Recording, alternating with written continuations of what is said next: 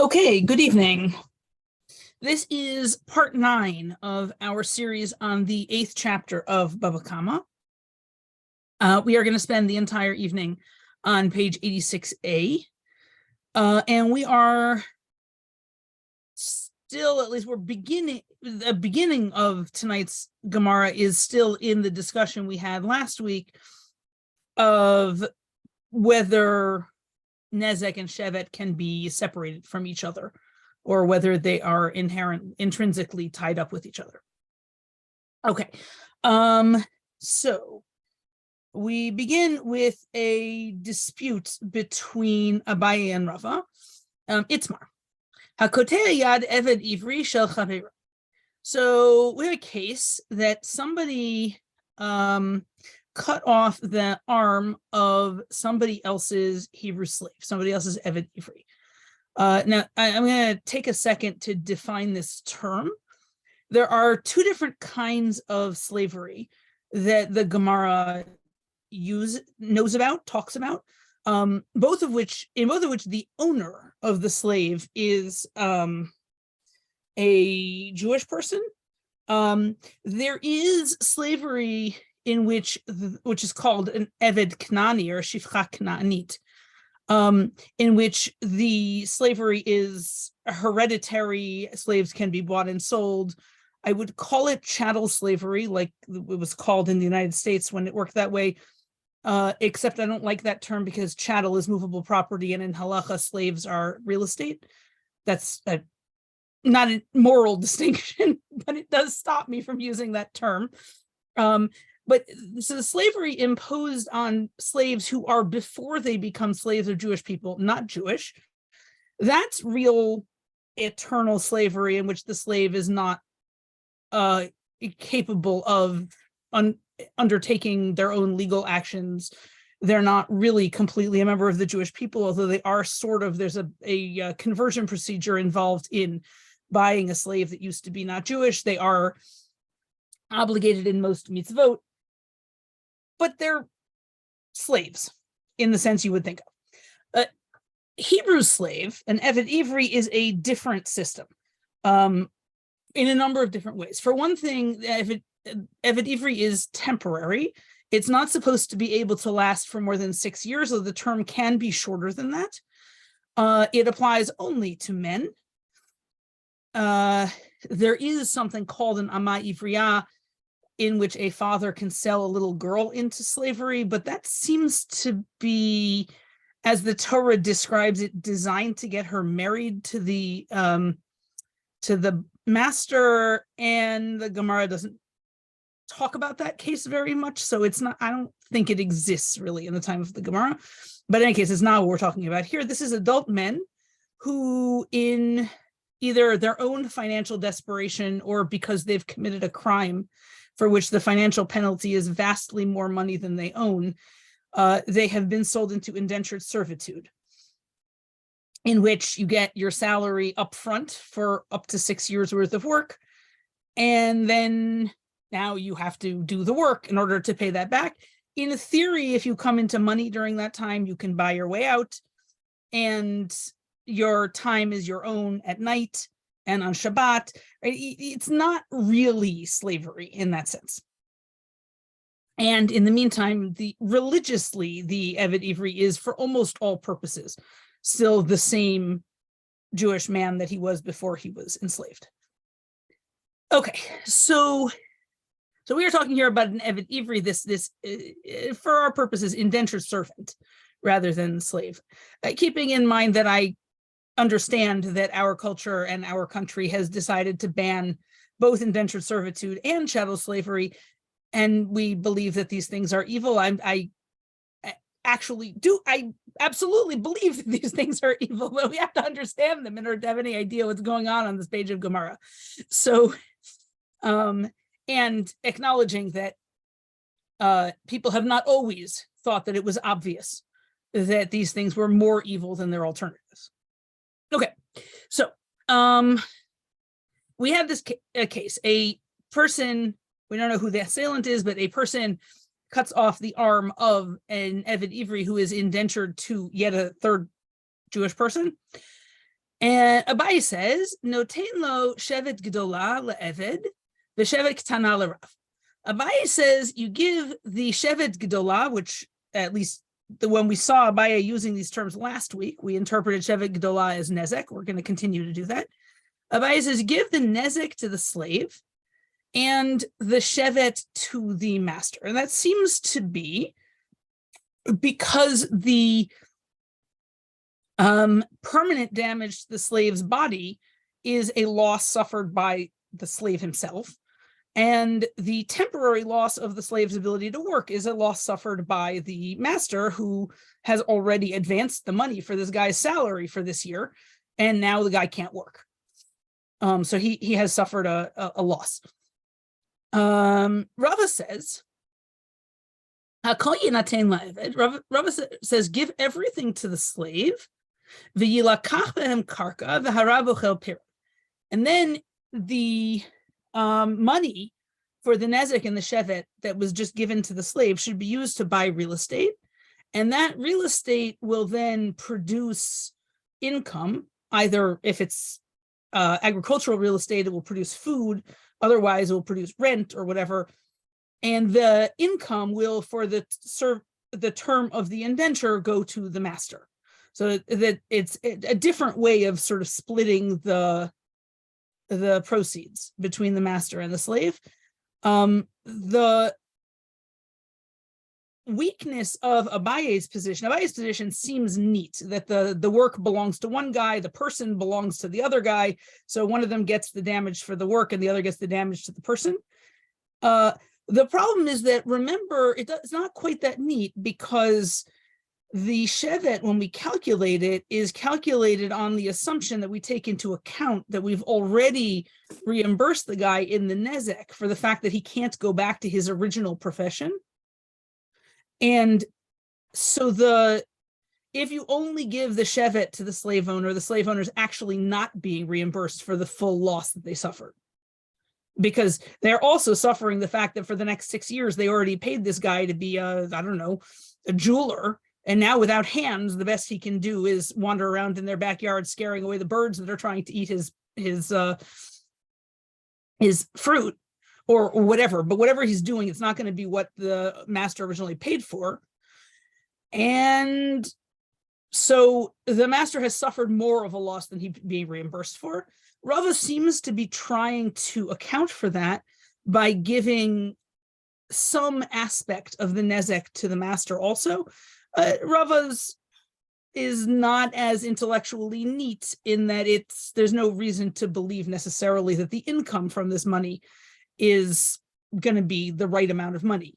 It's an amount of money. We don't know whether it'll be the right amount of money. And it seems a little bit disconnected.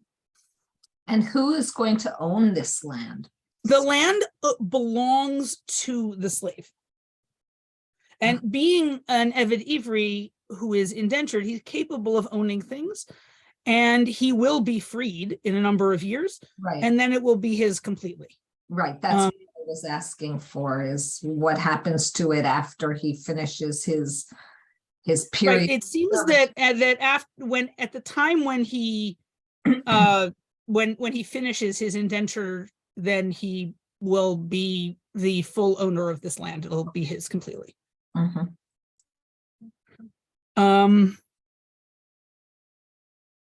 Okay, so the Gemara wants to do some analysis of this. So, but it keeps interrupting itself, so the sentence structure is a little strange. Shita, pichet etzel atzmo v'etzel rabo lo pichet. The Gemara starts out with, I know what the result is in the case in which the slave suffers damage, but the master does not suffer any damage. Then Gemara interrupts itself and says, wait a minute, what case is that? How do you do that? It has not yet said what is obvious about this case. It just started to talk and interrupted itself. So Hechidami, what's that case? De paske l'reish one o l'reish nechire. That's a case in which there is cosmetic damage to the outside of the ear or the nose. which presumably is distressing and humiliating to the person who's going to go through the rest of his life with a weird looking nose or a weird looking ear, but probably doesn't, supposing that the slave master bought the slave to do manual labor, or at least to do labor of some kind, probably his appearance isn't actually that relevant to his ability to do his job. Now, we saw last week that the Gemara is aware that there are some jobs that do require you to put your body on display for other people, and it does matter what you look like. Or we had the case last week of the guy who dances in the wine store, and his ability to toss his head around and have the top of his head look normal while he does that was essential to his ability to work, and he was not able to work until his hair grew back. Right. So the Gemara knows that it's possible for your appearance to affect your work, but I think we're assuming that anybody with few enough job skills that they get sold into slavery is probably doing probably doing relatively untrained work, in which the person is relatively interchangeable with other people. In any case, in the event that he were, this would be a case in which it was a loss to the slave, but not a loss to the master. Okay, so in that case, now we finish our sentence finally. It's obvious that everything goes to the slave, because it's actually none of the master's business what the slave looks like. And the slave has been damaged in that he no longer looks the way he wants to look. That's not really the master's business. The slave collects the money, then the master is no part of it. And whenever the Gemara says that something is obvious, the next thing that's going to happen is going to be, but this other case is not obvious. Or that's why we always, that's what always happens when you start out with it's obvious, is that it's by contrast to a case that's not obvious. Okay, pichet etzel rabo, if it does damage the master, then plugta d'Abaye b'Rava. That's the case that Abaye and Rava are disagreeing about how to split the compensation between the master and the slave. So then in that case, Abaye is going to say that the shevet goes to the master, and Rava is going to say that the master gets the income from the whole damages for the length of the indenture. Okay, done with that. Moving along to our next thing.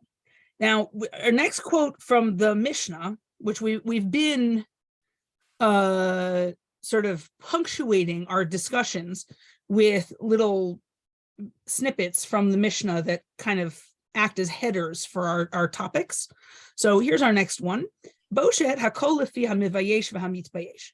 And this was sort of obscure when we had it in the Mishnah. It has not gotten less obscure in the 8 classes since then, but we'll try to translate it anyway, and then we'll see what we can do with it. Boshet, everything depends on the identity of the humiliator and the humiliated.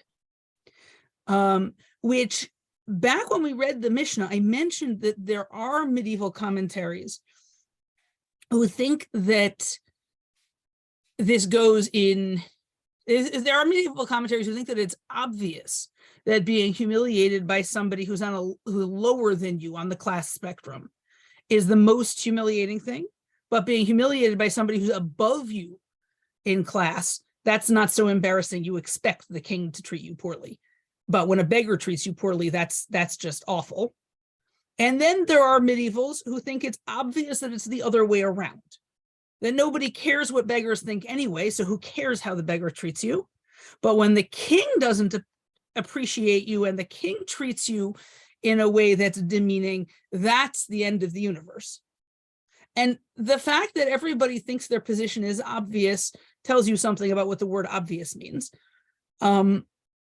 And there is, I think, also a position that they're both true, and that it's that the further away from your class position the person is, the more embarrassing it is in either direction.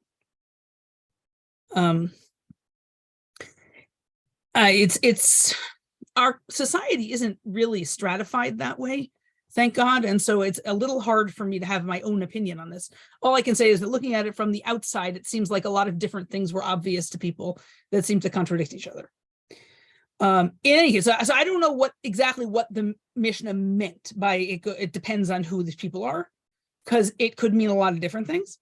But somehow it matters who the people are. You can't just like set a price on, you spat on me, so that'll be $50, right? Like it depends on who the characters are in particular. Okay, so now we want to know Mani Matnitin. Who is the author of the Mishnah? When we say that, what we mean is that we have a number of known positions among rabbis who are Tanaim. They're contemporaneous with the Mishnah.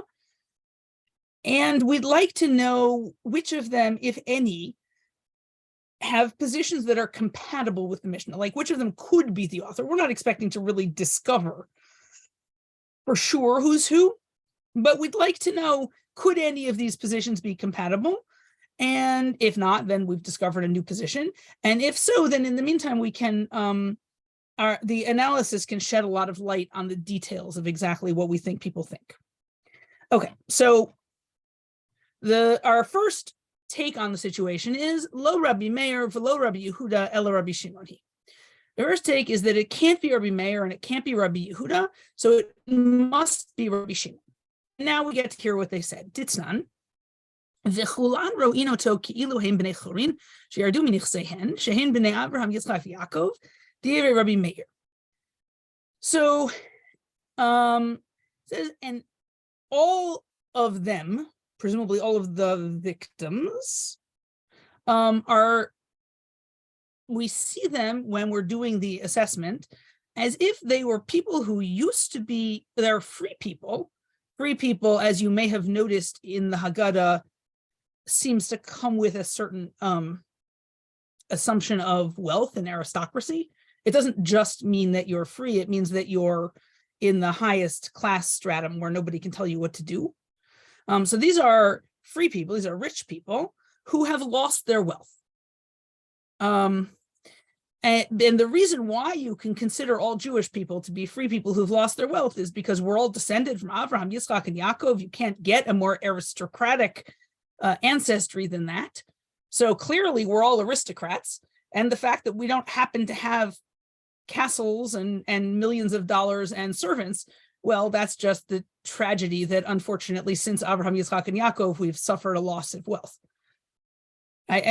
So what this means in terms of Boshet seems to be that we're treating everybody as if they are the sort of bottom of the wealthy stratum of society.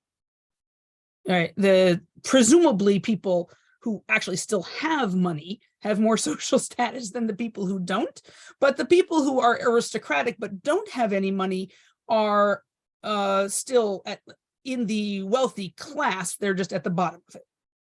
Okay, but the important thing for our purposes here is that Rabbi Meir treats everybody the same. He does not say, well, it really depends on who they are. He says, well, I'm going to stick everybody right in here in the, upper middle class tax bracket. We're going to treat everybody as if they're all, that person. Okay, Rabbi Yehuda Omer, Hagadol lefi godlo v'akatan lefi kodno. Rabbi Yehuda says, well, we treat the bigger person according to his bigness and the smaller person according to his smallness. That actually does sound like the class distinctions are going to matter a lot, and it does matter who the person is.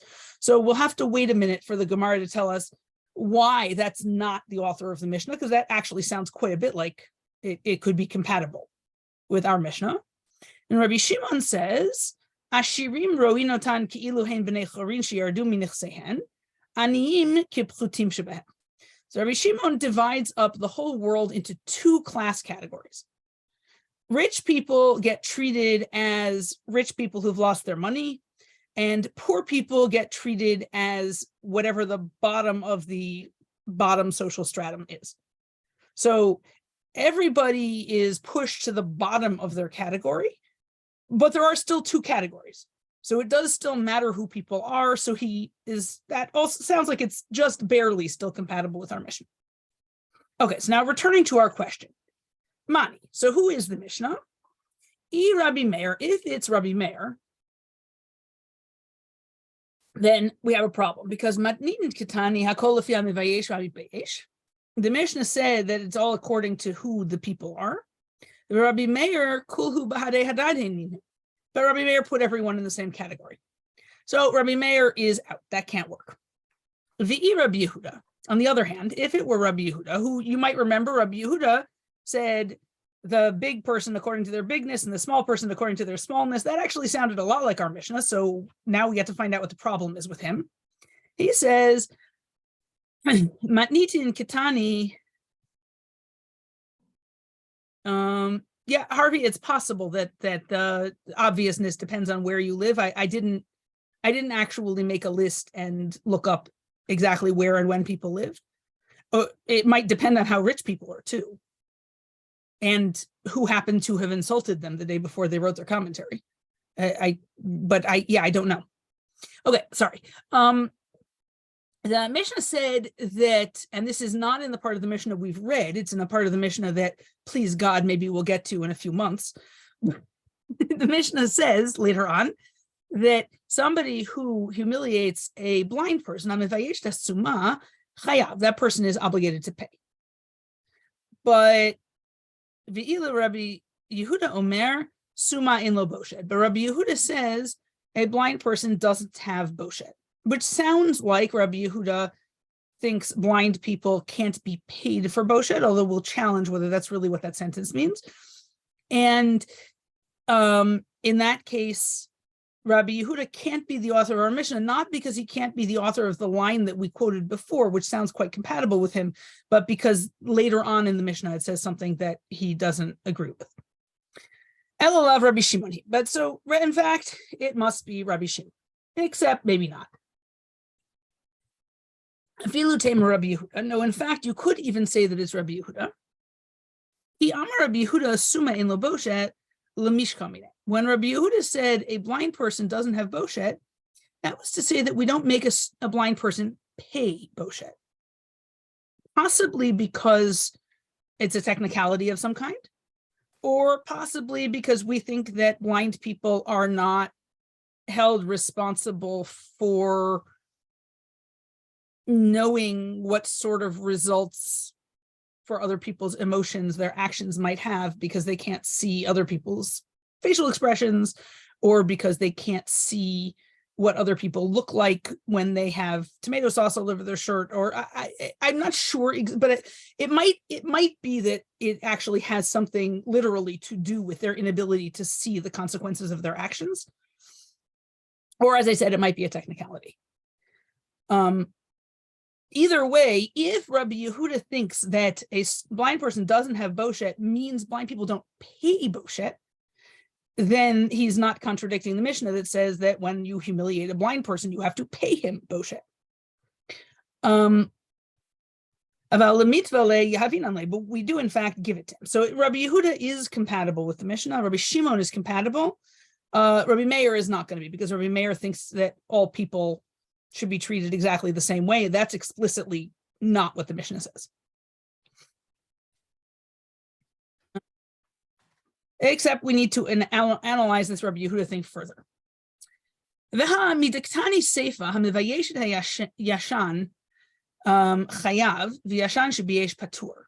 at the end of the Mishnah, which if we're really lucky, maybe we'll get to it after Pesach, this is quite late in the chapter, says that somebody who embarrasses a sleeping person is obligated to pay, but a sleeping person who embarrasses a waking person, or actually anybody, is not obligated to pay. And this will relate to a principle that I think we've already touched on it once, and we will see it again, which is that some of these payments that you pay are regardless of your intent, regardless of whether you tried to hurt the other person. But boshet is not one of those. Boshet, you only pay boshet if you're actually trying to attack the other person.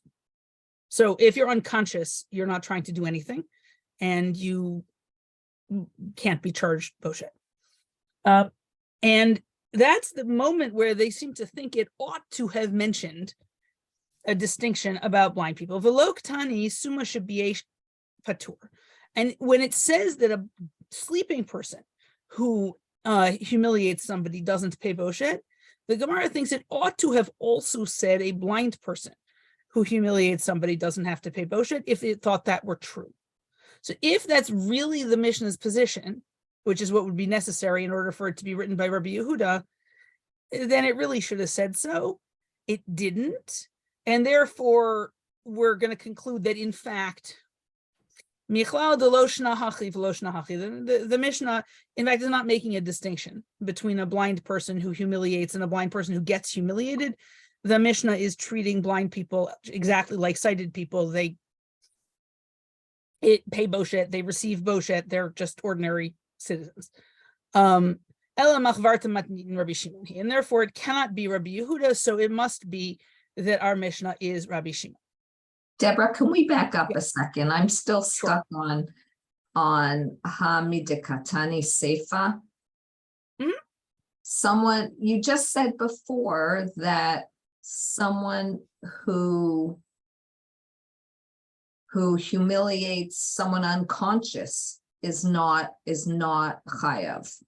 So if the assailant is conscious, then you're chayav. It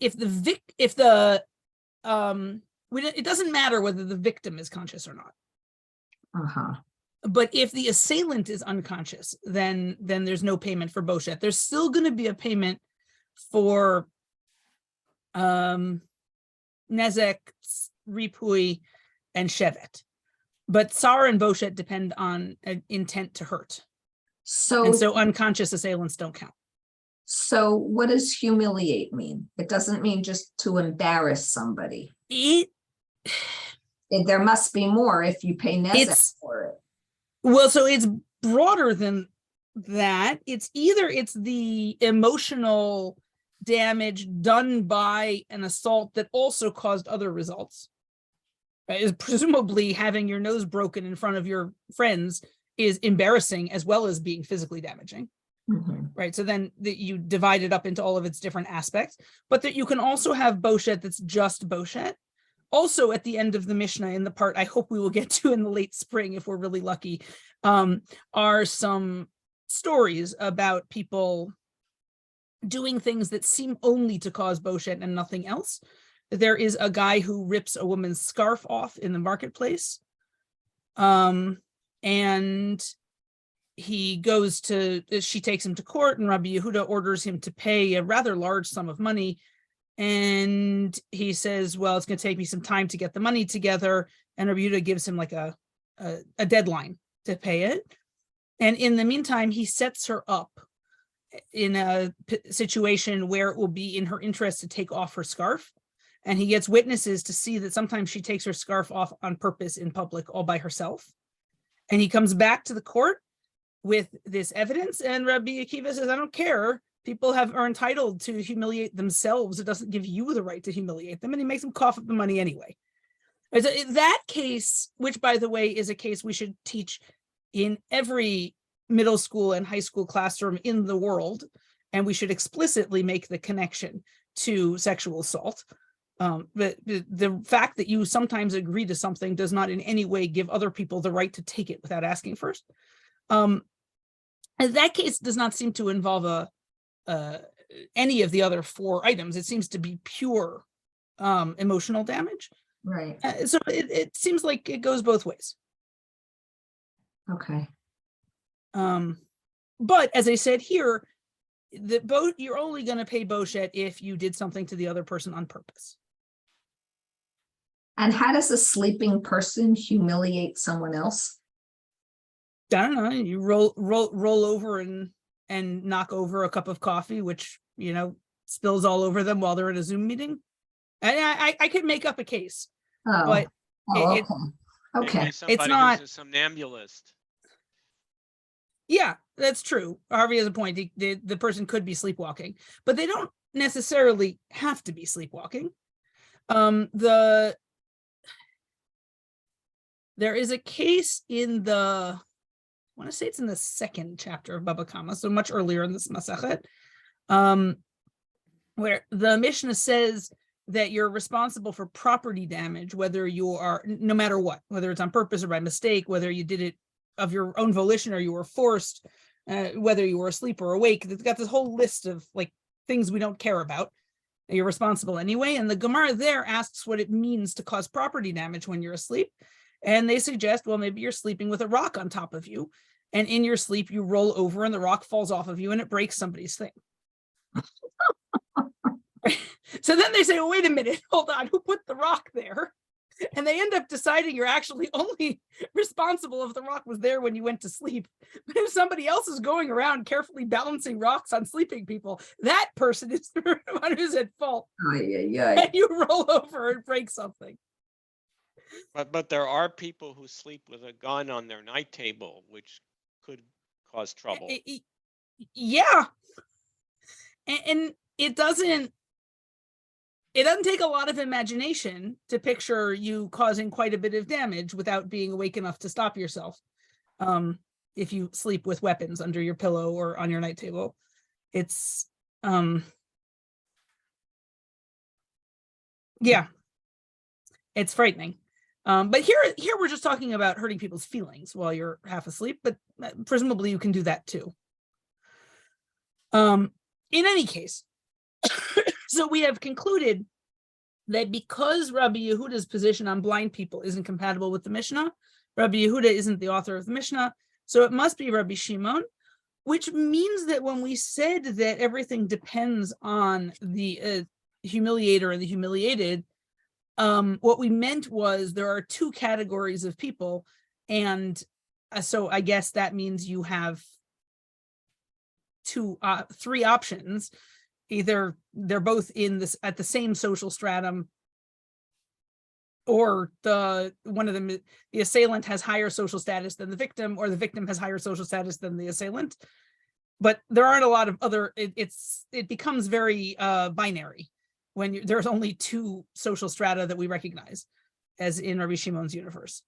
And so in other words, the Mishnah sounded like it might be more complicated than that, but we seem to be reducing it. Okay. Moving along.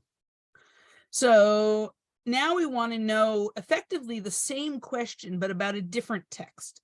So Mantana lahadatan Rabbanan. So now we want to know who's the author of the following Braita. Nitzkavei levayeshet hakatan uviyeshet hagadol noten legadol dmei boshto shel katan. If you intended to humiliate a small person, and I'm translating this literally, even though it's not clear what that means, or because it's not clear what that means, that's going to be important. If you intended to humiliate the small person and you humiliated the big person, then you give the person who's your actual victim the value of the boshet that would have gone to the intended victim had you succeeded in humiliating them. Because, as I said, intent matters here. And if you only intended to commit a crime that was worth $1,000 and you committed a crime that was worth $5,000, so we're only going to make you pay the $1,000 worth of damage you meant to cause. Okay. Just for the boshet and the tsar. For everything else, the actual damage is what matters.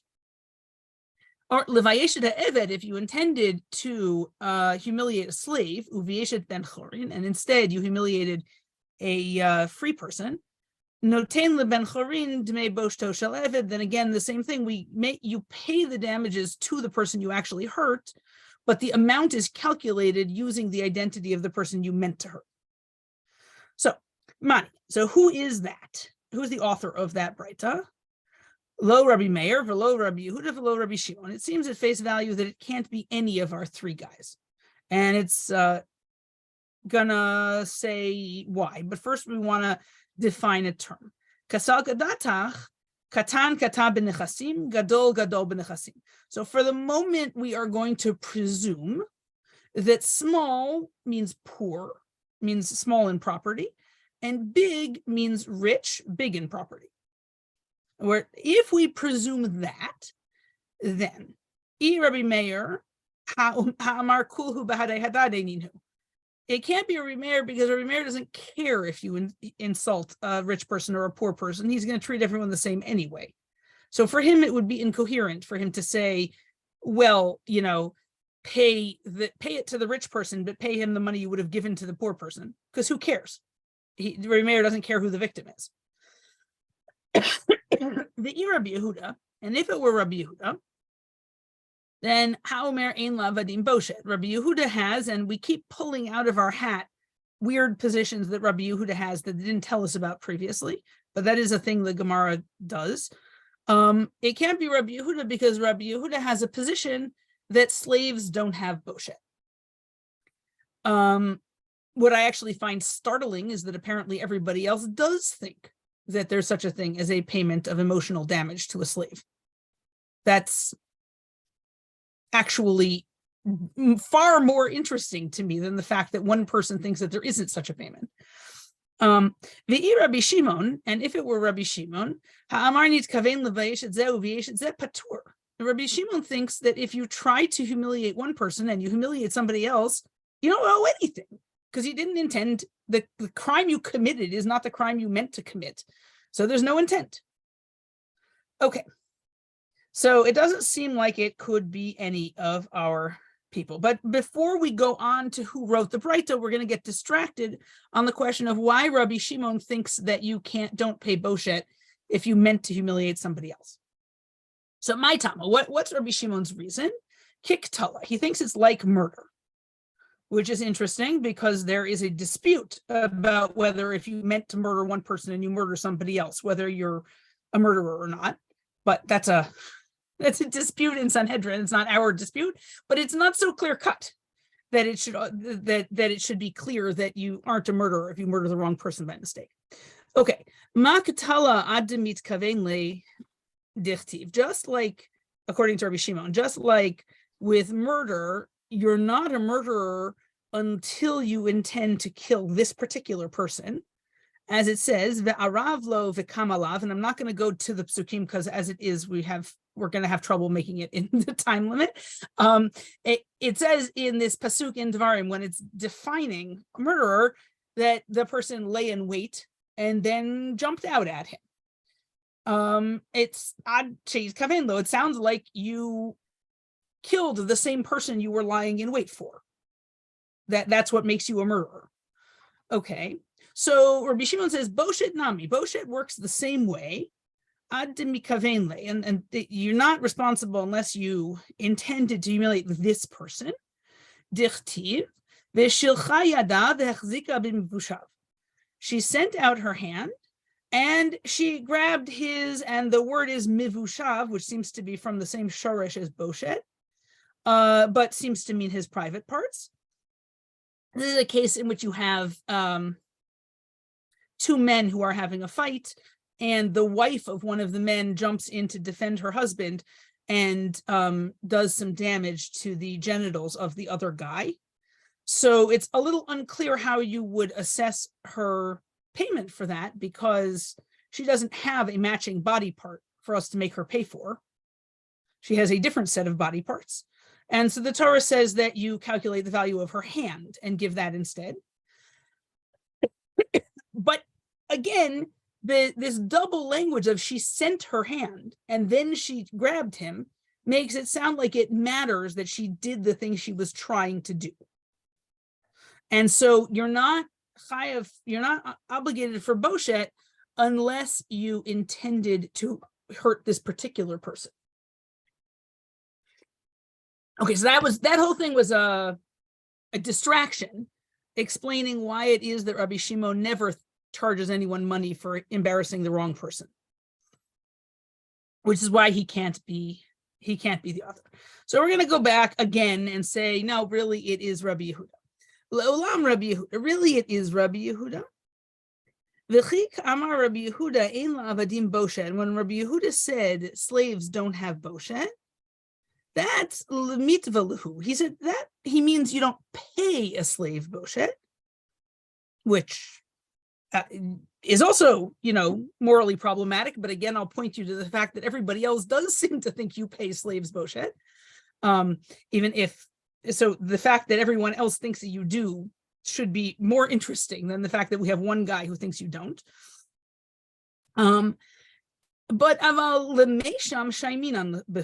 But we do in fact assess or appraise what we would have paid to the slave, were we willing to, And so then once you're willing to make that calculation, you can give the boshet that should have gone to the slave to the other person. So Rabbi Yehuda could be the author of the Breita.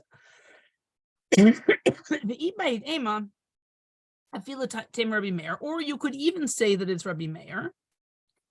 Because Misavarta Gadol b'nechasim, Katan b'nechasim. Because do you really think that big and small mean rich and poor? Well, no. In fact, Rabbi Meir could say Gadol mamash, Katan mamash. That Gadol means big, and Katan means small. Presumably, that means Gadol means adult, and Katan means child. In which case, Rabbi Meir never told us that we don't stratify people according to physical size or according to age. He just said that we dump everyone into the same category in terms of their financial class. But he didn't say anything about whether we treat 15-year-olds and 60-year-olds the same, or we treat 4 feet tall people and 6 feet tall people the same. So maybe he would have such a distinction. We just don't know. That next week we're going to begin with the question of whether in fact there are boshet payments to children, which is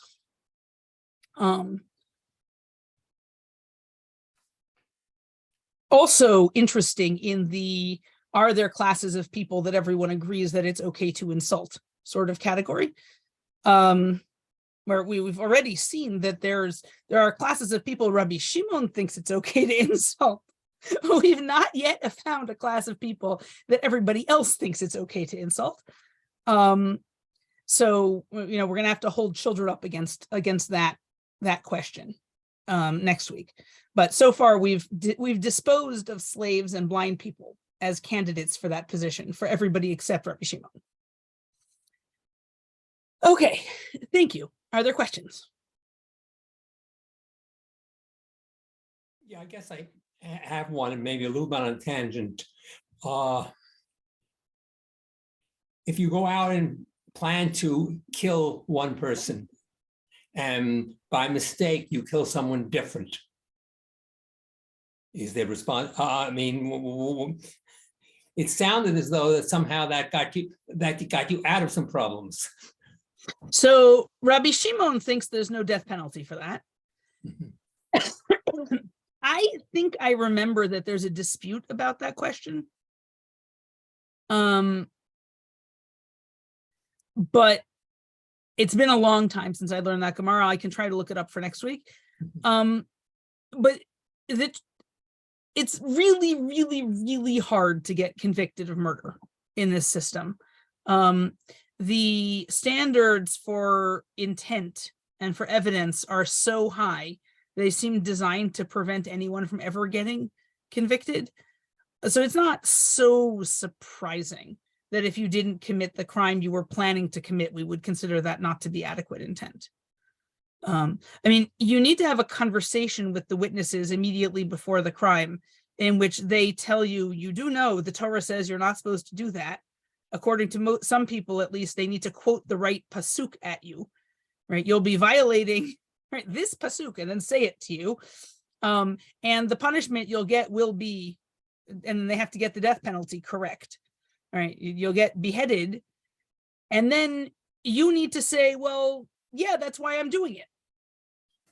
And you have to have that conversation while being sane, which is not a very common combination, I would guess. And then commit the crime immediately afterwards. So just to begin with, that's our baseline measurement of intent in general for crimes that get the death penalty in halacha. So to require then that you killed the right person also, it doesn't seem so surprising, honestly. What's surprising here is applying that kind of intent to what's basically a property crime, where in property crimes, we usually don't care that much what you were trying to do. It's usually if you did it, it's your fault. But again, Rabbi Shimon is a bit of an outlier in his treatment of everything here. Does that help? A little bit. You actually touched on the case I was meaning to ask about, which were property crimes and not murders. So property crimes that are property crimes where what you pay is the value of the thing that you damaged. Generally speaking, you don't need any kind of intent at all. Mhm. It's only when we make you pay something that we construe as a punishment rather than a reimbursement that we require you to be in some way deserving of punishment. And so there has to be some kind of criminal intent, but the standard is way lower than for a death penalty. Maybe not for every Shimon, but for everybody else it is. Among other things, I don't think you can make a claim, well, I meant to break her nose, but I didn't mean for my breaking her nose to be embarrassing, so I shouldn't have to pay the bullshit. Like, I don't, whereas with a death penalty crime, you might be able to get away with an argument like that. With this kind of thing, I think we'd laugh at that and make you pay the money.